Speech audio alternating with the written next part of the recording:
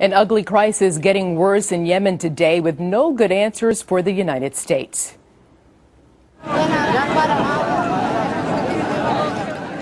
As we reported at the top of the hour, Islamic extremists have reportedly taken control of at least one Yemeni town, and the government has launched airstrikes on the area. The problem is the Yemeni president is reportedly using the threat of Al Qaeda to justify a brutal crackdown on all political protesters, and now President Obama wants this guy to leave.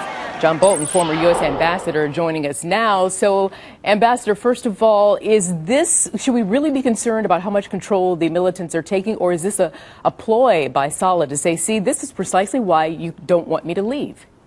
Well, actually, both of these things can be true at the same time. I think it is very worrying that Al Qaeda has actually seized even a small town, and it's a measure of the strength of Al Qaeda on the Arabian Peninsula. And of tribes that are allied to them that are willing to support their efforts.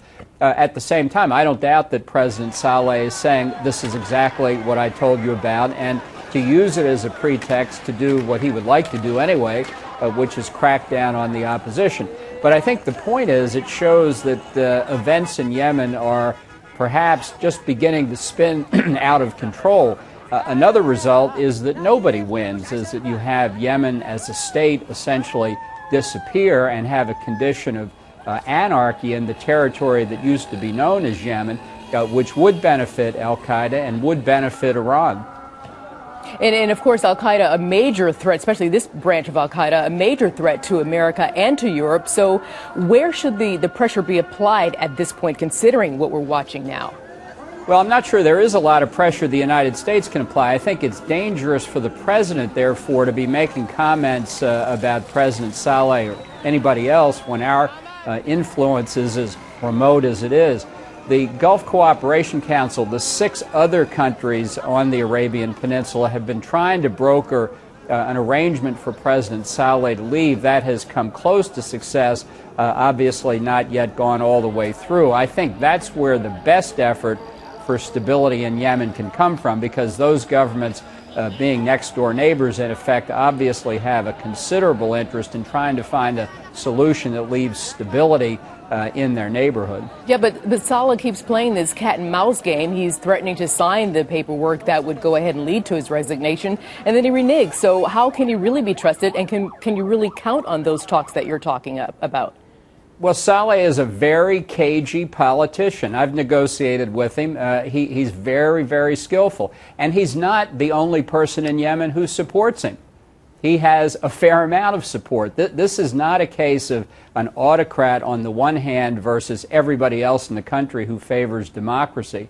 This is a very complex situation with tribal loyalties and confessional loyalties cutting back and forth and conflicting with one another, personal power struggles added on to it. So, yes, President Saleh has agreed and then reneged on his agreement, and so have the other parties to these negotiations, too. And then there is Zawahiri and Awlaki. We're operating from there in Yemen. So, again, how crucial are those talks that you're talking about, Ambassador, in terms of catching these bad guys?